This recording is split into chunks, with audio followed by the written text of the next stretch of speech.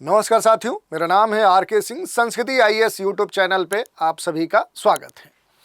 आज हम बात करने वाले हैं ब्लडी कॉरिडोर के बारे में। देखेंगे कि आखिर ब्लडी कॉरिडोर है क्या और इस ब्लडी कॉरिडोर पर क्यों सरकार और सेना के बीच में एक तरह से देखें तो ठन गई है। ये मुद्दा जुड़ता है बांग्लादेश से, जिस कारण से देखें तो वहाँ की जो भी अंतरिम सरकार है और वहाँ के जो भी सेना प्रमुख है उनके बीच में ब्लडी कॉरिडोर को लेकर अब तानातानी मची हुई है। तो देखेंगे कि आखिर किस क्षेत्र को ब्लडी कॉरिडोर कहा गया है, इसको लेकर क्या विवाद उठ खड़े हुए हैं। और इसके अलावा हम खास तौर पे देखेंगे जो बांग्लादेश में इस समय एक सियासी जो भूचाल आया हुआ है उस पर भी हम चर्चा करेंगे। देखेंगे कि क्या आने वाले समय में क्या वहाँ के जो अंतरिम प्रशासन है उसके जो चीफ हैं मोहम्मद यूनुस, क्या वो अपने पद से इस्तीफा दे सकते हैं, देश छोड़ सकते हैं? क्या शेख हसीना की फिर से बांग्लादेश में वापसी हो सकती है या फिर वहाँ पर सेना ही अब सर्वे सर्वा होगी? ऐसे बहुत सारे मुद्दे हैं जिन पर एक एक करके आज हम बात करने वाले। चलिए शुरू करते हैं, देखते हैं कि आखिर ये ब्लडी कॉरिडोर क्यों चर्चा में है, इसको लेकर सेना और सरकार के बीच में क्यों तानातानी मची हुई है और क्या फिर से अब बांग्लादेश में फिर से तख्ता पलट हो सकता है। यही आज हमारे चर्चा का विषय है। तो बात करें तो इस समय बांग्लादेश में देखें तो सियासी भूचाल कुछ लंबे समय से एक तरह से देखें तो देखने को मिल रहा है और इसके संदर्भ में देखें तो जो सेना प्रमुख है, अब वहाँ के अंतरिम सरकार के प्रमुख जो मोहम्मद यूनुस हैं उनसे क्या हो चुके हैं, अब एक तरह से देखें तो आमने सामने हो चुके हैं। अब ये भी कहा जा रहा है कि इस टकराहट के बाद खास तौर पे जिसमें एक ब्लडी जो कॉरिडोर की चर्चा हो रही है, जिस कारण से ये कहा जा रहा है कि ब्लडी कॉरिडोर को लेकर, इस कॉरिडोर को लेकर दोनों के बीच में कहीं ना कहीं जो एक मतभेद है, इस कारण से हो सकता है कि आने वाले समय में जो यूनुस है मोहम्मद यूनुस, उन्हें अपने पद से इस्तीफा भी देना पड़ सकता है। और इसमें अब ये भी प्रश्न उठने लगा है कि क्या जो शेख हसीना है इनकी घर वापसी हो सकती है। इसी कारण से ये जो मुद्दा है इस समय खास तौर पर देश दुनिया में चर्चा का विषय बना हुआ है। यहाँ पर देखें तो जो शेख हसीना है, शेख हसीना का जब से तख्ता पलट हुआ उसके बाद से देखें तो बांग्लादेश में लगातार उथल पुथल मचा हुआ है, इससे सभी लोग परिचित हैं। पिछले देखें तो 5 दिनों से वहाँ के जो हालात हैं वो काफ़ी बुरे दिख रहे हैं और खबरें तो ये आई है कि जो अंतरिम सरकार है जो कि जिसके सर्वे सर्वा मोहम्मद यूनुस है और वहाँ के खास तौर पे देखें तो जो सरकार है और उनके संदर्भ में ये भी कहा जा रहा है कि अब वो इस्तीफा भी दे सकते हैं, क्योंकि बांग्लादेशी जो सेना प्रमुख जनरल वकार हैं उनके बयान कुछ इसी तरफ इशारा करें, क्योंकि उनका ये कहना था कि मोहम्मद जो यूनुस है, यूनुस के इस्तीफे तक जो बात है वो अब पहुंच चुकी है। सेना प्रमुख और राजनीतिक दलों से उनकी जो ठनी हुई है, खासतौर पर देखें ब्लडी कॉरिडोर को लेकर, अब ये जो इशू है अब ये सामान्य इशू नहीं रह गया। खासतौर पर देखें कि इस पूरे में अब कहा जा रहा है कि आखिर जो बांग्लादेश है इसमें जो अंतरिम सरकार है उसके जो मुखिया मोहम्मद यूनुस है क्या इस्तीफे दे सकते हैं और इस तक बात आखिर पहुंची कैसे। तो ये पूरा जो प्रकरण है एक लंबे समय में चला है, जब से शेख हसीना अपदस्थ हुई उसके बाद से देखें तो उन्होंने भारत में शरण ली और बाद में देखें तो इस सब की जो शुरुआत है 2024 से हुई है और 2025 तक ये जो उठक पटक मची हुई है बांग्लादेश में वो लगातार बनी हुई है। बांग्लादेश में देखें तो जो आवामी लीग की सरकार है इसके खिलाफ बड़े पैमाने पर प्रदर्शन हुए थे और पीएम शेख हसीना को इस्तीफा देकर देश छोड़ना पड़ा था। भारत में पनाह उन्होंने ली। नोबेल पुरस्कार जो विजेता मोहम्मद यूनुस है इनके नेतृत्व में यहाँ की जो अंतरिम सरकार है उसका निर्माण हुआ। अंतरिम सरकार के जो मुखिया मोहम्मद यूनुस है इनका शुरू से अगर हम झुकाव देखें तो वहाँ पर जो भी शेख हसीना के खिलाफ आंदोलन करने वाले जो छात्र नेता हैं उनके तरफ हमेशा इनका झुकाव देखने को मिला और यूनुस सरकार ने मानवीय जो कॉरिडोर है उस समेत कई सारे अहम जो फैसले हैं उन फैसलों में वहाँ के दूसरी पार्टियों या सेना की सलाह नहीं ली। कई ऐसे मुद्दे हैं, उन मुद्दों पर यूनुस सरकार के खिलाफ देश में देखें तो राजनीतिक जो प्रदर्शन है वो देखने को मिल रहे हैं, आंदोलन की जो तैयारियां हैं वो चल रही हैं और इस पर जो यूनुस है, जो मोहम्मद यूनुस है वो नाराज दिख रहे हैं और उन्होंने अपनी नाराजगी दर्शा भी दी है। खासतौर पे इस्तीफे के संदर्भ में 20 मई 2025 को बंद कमरे में एक मीटिंग होती है इसमें मोहम्मद यूनुस और बांग्लादेश के जो तीनों सेनाओं के प्रमुख हैं वो शामिल होते हैं। और ऊपर से तो ये मीटिंग सामान्य मीटिंग लगती है, लेकिन अंदर काफ़ी कुछ देखने को मिला, सुनने को मिला। और इस कारण से जो मोहम्मद यूनुस हैं, इनके इस्तीफे को लेकर जो बात अटकलें हैं वो अब काफ़ी तेज हो चुकी हैं। बांग्लादेश के जो सेना प्रमुख मोहम्मद यूनुस के बीच में जो भी बात हुई उस पे देखें तो कुछ मुद्दों पर एक तरह से विवाद भी देखने को मिला, एक तरह से आपसी सहमति भी देखने को नहीं मिली। खास तौर पर देखें तो अभी तक की बांग्लादेशी जो अखबार है द डेली स्टार, इसकी रिपोर्ट के अनुसार देखें तो जनरल वकार 21 मई को ढाका जो कैंटोनमेंट है उसमें एक बड़ी बैठक को संबोधित कर रहे थे। इसमें देश भर के जो अफसर कमबैक जो देश है उस देश में मौजूद थे। और जनरल ने ये कहा कि बांग्लादेश को अब राजनीतिक स्थिरता की ज़रूरत है। यह केवल एक चुनी हुई जो सरकार है उसी के द्वारा संभव है, न कि किसी बिना चुने गए प्रशासन से। सीधे उनका कहीं ना कहीं जो टारगेट हिट करने की बात है वो मोहम्मद यूनुस के नेतृत्व में जो वहाँ की अंतरिम सरकार है उस पर ये वार देखने को मिला। खासतौर पे बांग्लादेश को राजनीतिक जो स्थिरता है वो स्थिरता देने की बात कही गई है और चुनी हुई सरकार के संदर्भ में बात कही गई है। यहाँ पर जो यहाँ चीफ हैं सेना प्रमुख, उन्होंने साफ शब्दों में कहा है कि इस साल दिसंबर तक देश में हो सकता है कि चुनाव करा लिए जाए या करवाए जाने चाहिए। हालांकि मोहम्मद यूनुस का कहना है कि 2026 के मध्य से पहले चुनाव संभव नहीं है। तो इस तरह के जो विरोधाभास हैं ये एक अब खुल कर आ चुके हैं। जनरल वकार यूनुस सरकार के कुछ फैसलों के खिलाफ हैं। जैसे देखें तो म्यांमार का जो रखाइन क्षेत्र है वहाँ पर एक मानवीय जो कॉरिडोर है वो खोलने का जो प्रस्ताव है उस प्रस्ताव पर उन्होंने कहा कि ये कोई गलियारा नहीं होगा। बांग्लादेश की जो संप्रभुता है उससे कोई भी सौदेबाजी नहीं की जा सकती, ये कोई सौदेबाजी का विषय नहीं है। उन्होंने चेतावनी दी कि ऐसा कोई कदम बांग्लादेश को किसी भी युद्ध में खींच सकता है।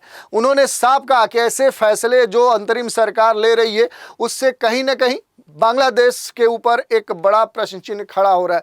और इसी संदर्भ में ये जो कॉरिडोर है जिसे ब्लडी कॉरिडोर कहा जा रहा है अब ये चर्चा में आ चुका है। तो देखें कि ब्लडी कॉरिडोर है क्या। तो देखिए म्यांमार में जो रोहिंग्या हैं उन तक जो मानवीय मदद है वो पहुंचाने के लिए जो यूनाइटेड नेशंस ने एक कॉरिडोर का प्रपोजल बनाया, जो कि क्या है कि बांग्लादेश का जो यहाँ पर अगर आप देखेंगे जो चटगांव क्षेत्र है, चटगांव से लेकर म्यांमार का जो रखाइन प्रांत है वहाँ तक ये पूरा जो मानवीय सहायता के लिए जो कॉरिडोर बनाया गया है इसी को यूनाइटेड नेशन ने प्रपोजल के स्तर पर रखा था, जिसके तहत क्या किया जा सके यहाँ पर, यानी कि यहाँ पर जो भी म्यांमार है वहाँ पर जो भी पीड़ित लोग हैं उनको दवाइयाँ, खाना, कपड़े पहुंचाया जा सके। लेकिन इसी को लेकर अब क्या है कि जो बांग्लादेश के सेना प्रमुख हैं, वहाँ की जो अंतरिम सरकार है, उनके बीच में तानातानी देखने को मिल रही है। खास तौर पे चूंकि जब ये प्रपोजल आया था उस समय बांग्लादेश के जो भी अंतरिम सरकार है उसने बिना अपनी सेना को विश्वास में लिए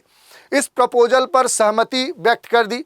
और अब इस पूरे मसले में जो एक्सपर्ट्स हैं उनका ये मानना है कि म्यांमार में जो चीन है, चीन को काउंटर करने के लिए जो अमेरिका है वो इस प्रोजेक्ट को यूनाइटेड नेशन के पीछे होकर बढ़ा रहा है और इसे ऐसे पेश किया जा रहा है कि मोहम्मद यूनुस चुनाव के बिना ही सत्ता में बने रहने की जो अमेरिकी मांग है उसके आगे झुक रहे हैं। तो इस तरह की जो बातें हैं वो इस ब्लडी कॉरिडोर के संदर्भ में देखने को मिल रही है। खास तौर पे देखें तो यहाँ पर बांग्लादेश के जो आर्मी चीफ हैं उन्होंने कहा कि जो ब्लडी कॉरिडोर है, इस ब्लडी कॉरिडोर के नाम से उन्होंने इस पूरे कह सकते हैं कि ये जो प्रपोजल इस मानवीय सहायता के लिए कॉरिडोर के बारे में बात रखी गई थी, इस कॉरिडोर को बांग्लादेश के जो सेना प्रमुख हैं वो इसे ब्लडी कॉरिडोर नाम देते हैं। और उन्होंने ये कहा कि ये खास तौर पे क्या है कि इससे एक स्थिति उत्पन्न हो सकती है कि बांग्लादेश क्या हो सकता है कि अन्य देशों के जो गृह युद्ध है उसमें फंस सकता है और इससे अंतरिम सरकार के द्वारा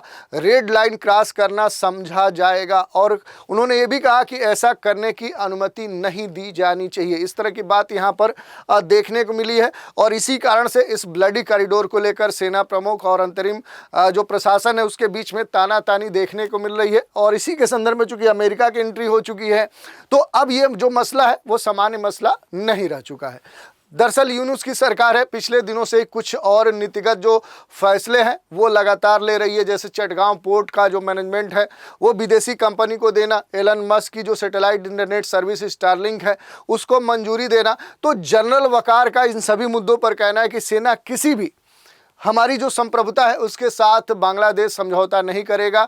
और सेना प्रमुख के इस बयान से साफ दिख रहा है कि जो बांग्लादेश की अंतरिम प्रशासन है और जो सेना के प्रमुख है या सेना है, उनके बीच में कुछ भी ठीक नहीं चल रहा है। और इस कारण से हो सकता है कि आने वाले समय में बांग्लादेश की जो सेना है और जो यहाँ पर अंतरिम प्रशासन है उसके बीच के रिश्ते खराब हो जाए।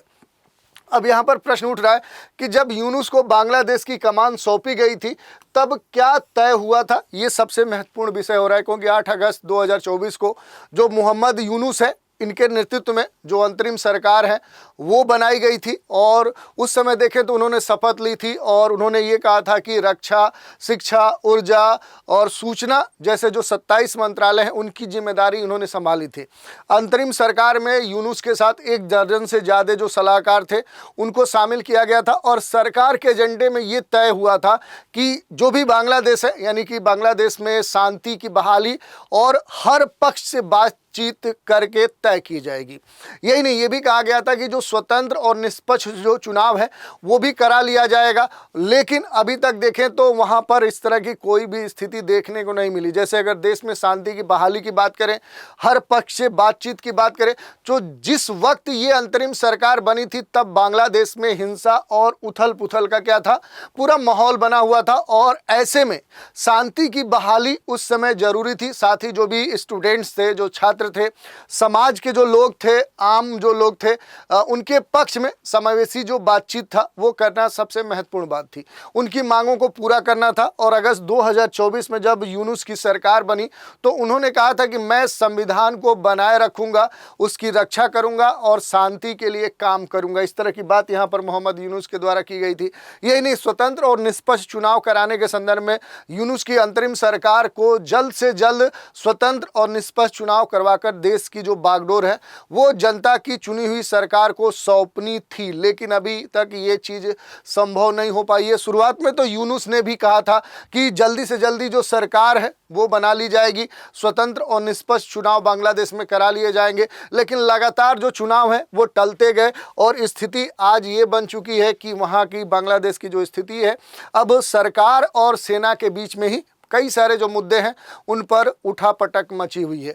क्या वाकई जो मोहम्मद यूनुस है वो देश में चुनाव नहीं कराना चाहते, ये इस कारण से प्रश्न चिन्ह उठ रहा है। क्योंकि जब उन्होंने पिछले वर्ष इसके लिए बात कही थी तब से लगातार चुनावों की जो डेट्स हैं वो टल रही है। और अब यूनुस कह रहे हैं कि 2026 के मध्य तक ही चुनाव संभव हो सकते हैं। तो इस कारण से अब ये जो बात है ये इनके ऊपर प्रश्न चिन्ह खड़ा हो रहा है। तो ये एक बड़ा मुद्दा है। इसके संदर्भ में देखें तो कई सारे प्रश्न भी देखने को मिल रहे हैं। जैसे यूनुस 1972 के धर्मनिरपेक्ष संविधान को निरस्त करने की मांग कर रहे हैं।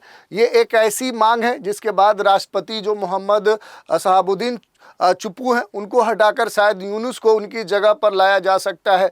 उनके जो आलोचक हैं वो तो ये भी आरोप लगा रहे हैं कि वो उत्तर कोरिया के किम जोंग उनकी तरह ताउम्र राष्ट्रपति बने रहना चाहते हैं। तो इस तरह के बहुत सारे जो प्रश्न हैं, जो लांछन है वो मोहम्मद यूनुस के ऊपर लगाए जा रहे हैं। क्योंकि मोहम्मद यूनुस जो है वो चुनाव कराने की बात कई बार तो कह चुके हैं, लेकिन उन्होंने इसके लिए लगातार जो डेट्स हैं उनको क्लियर नहीं किया है। और अब ये कहा जा रहा है कि यूनुस का ये कहना है कि बांग्लादेश में जो चुनाव है वो 2026 के मध्य तक संभव हो सकते हैं।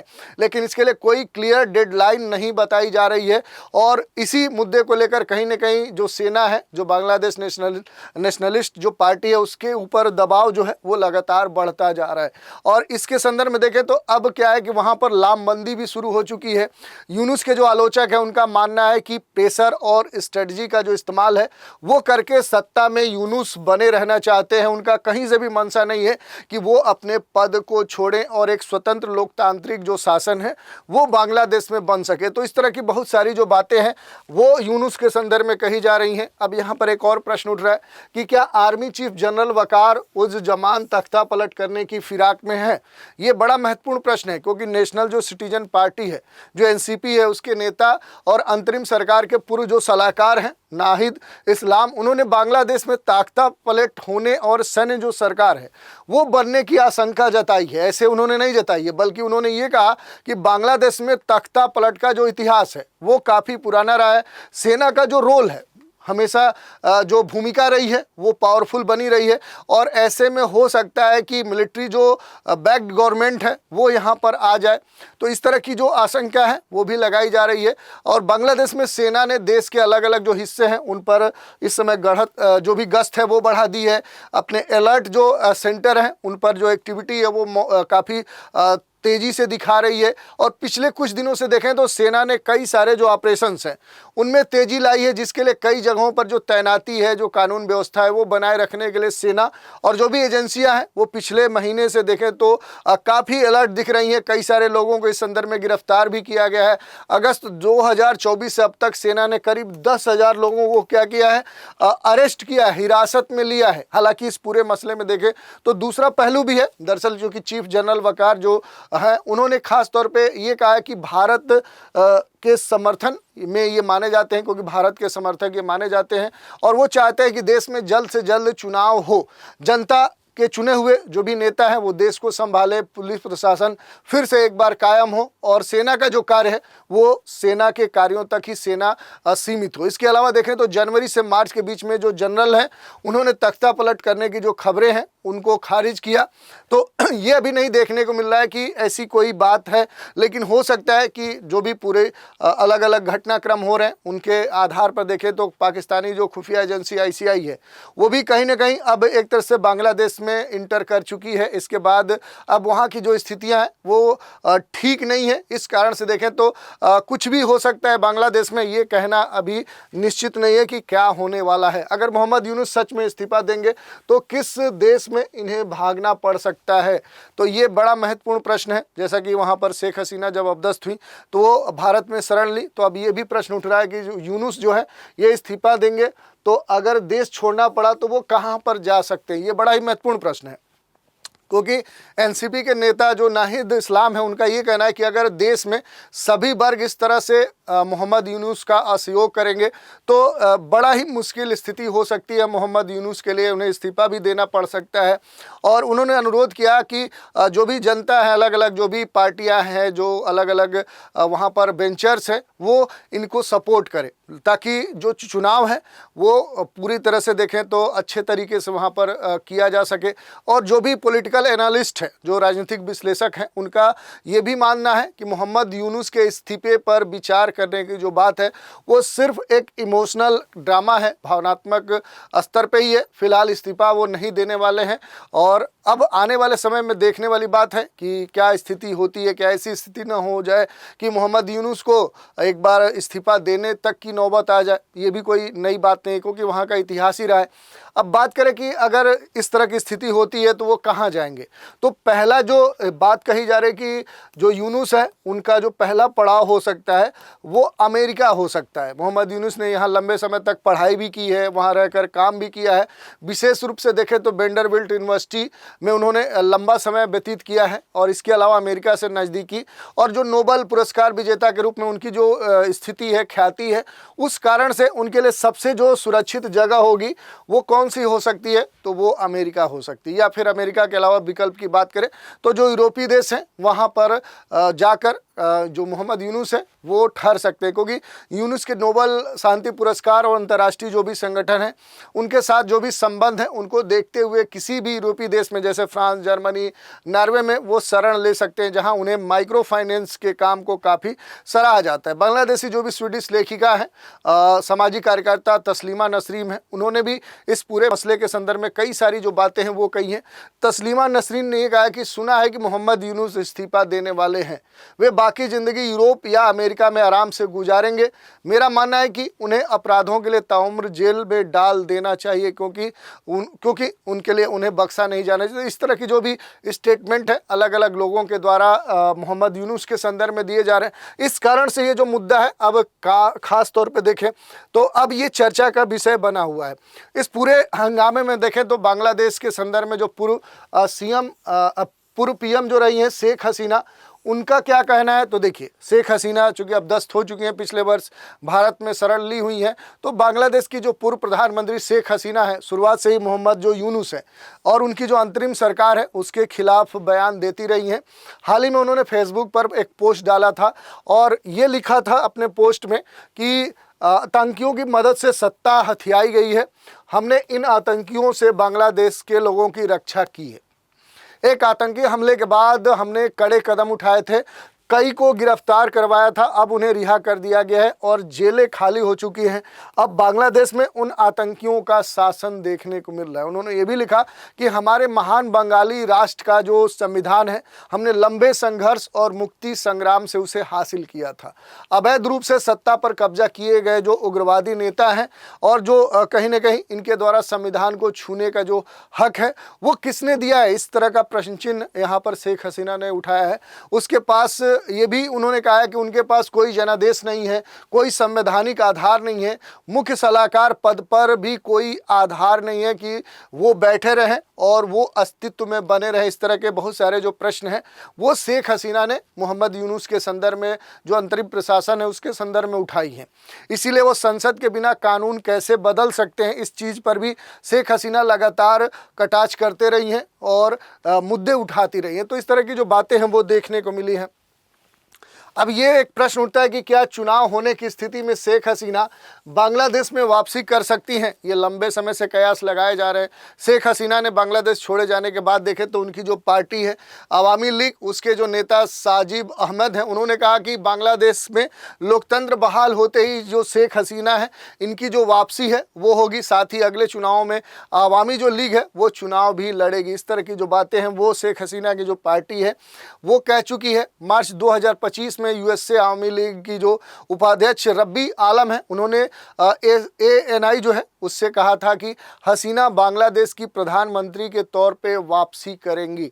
युवाओं ने गलती की है लेकिन उनकी जो गलती है वो नहीं है, उनके साथ छल किया गया। इस तरह की जो बातें हैं वो कही जा रही हैं। और इसमें मूल मुद्दे में देखें तो अमेरिकी जो थिंक टैंक है विल्सन सेंटर, उसमें साउथ एशिया इंस्टीट्यूट के जो डायरेक्टर हैं माइकल कुगेलमैन, उनका ये कहना है कि दक्षिण एशिया में जो वंशवादी राजनीति है उसका अगर इतिहास देखें तो समझ में आता है कि ऐसी पार्टियों की जो वापसी है वो संभावना तो कभी खारिज किया ही नहीं जा सकता, भले ही वे खत्म होती दिख रही हों। शेख हसीना भी वंशवादी राजनीति से आती है और उनकी वापसी के जो कयास है वो लगाए जा सकते हैं, ऐसा इतिहास रहा है। बांग्लादेशी जो थिंक टैंक है उसके सेंटर फॉर गवर्नेंस स्टडीज़ के एग्जीक्यूटिव डायरेक्टर जुल्फ़िकार रहमान के मुताबिक अगर हम देखें तो शेख हसीना और उनकी जो पार्टी है उसके लिए अगले दशक तक जो बांग्लादेशी राजनीति है उसमें कोई महत्वपूर्ण भूमिका निभाने का कोई रास्ता नहीं है। इस तरह की बात कही जा रही है। अगर अंतरिम जो सरकार है वो बुरी तरह से फेल हो जाती है तो हो सकता है कि ये कहा जा रहा है कि इसमें बदलाव हो, यानी कि वहाँ का जो थिंक टैंक है सेंटर फॉर गवर्नेंस स्टडीज़, उसके अनुसार अगर हम देखें तो ये कहा जा रहा है कि अब शेख हसीना की जो वापसी है वो संभव नहीं है। ये अलग बात है, उनका कहना है कि अगर अंतरिम प्रशासन में कोई बड़ा उलटफेर नहीं हो जाता है। तो इस तरह के भी प्रश्न उठाए जा रहे हैं और इसी कारण से ये जो मुद्दा है अब ये चर्चा का विषय बना हुआ है। तो इस पूरे मुद्दे की हमने चर्चा की कि ब्लडी कॉरिडोर है क्या, इसकी उत्पत्ति और इसका जो अवस्थिति है वो किस संदर्भ में निर्धारित किया गया है, इसके संदर्भ में क्या चर्चा देखने को मिल रही है। इस ब्लडी कॉरिडोर को कहीं ना कहीं देखें तो अमेरिका कैसे यूज करना चाहता है बांग्लादेश को उपयोग में लाते हुए, तो इसकी हमने चर्चा की। और पूरे बांग्लादेश का जो भी ऐतिहासिक देखें तो एक वर्षों से जो पूरा जो प्रकरण चल रहा है, पूरी जो घटनाक्रम चल रहे हैं उन पर हमने बात की और इससे जुड़े हुए जितने भी अहम पहलू थे उन पर भी हमने चर्चा की। अब इसी चर्चा पर आधारित एक प्रश्न की भी चर्चा कर लेते हैं कि भारत के किस राज्य की सीमा बांग्लादेश और म्यांमार दोनों के साथ अपनी सीमा साझा करता है। तो विकल्प दिए गए हैं त्रिपुरा, मिजोरम, मेघालय, मणिपुर। तो इनमें से कौन से ऐसे राज्य हैं जो बांग्लादेश और दूसरी तरफ देखें तो म्यांमार दोनों से अपनी सीमा साझा करता है, यही प्रश्न आपसे पूछा गया है। इस प्रश्न का उत्तर आप हमें कमेंट के माध्यम से दे सकते हैं। तो आज के एपिसोड में इतना ही रखते हैं। आप सभी हमारे साथ बने रहें, इसके लिए धन्यवाद।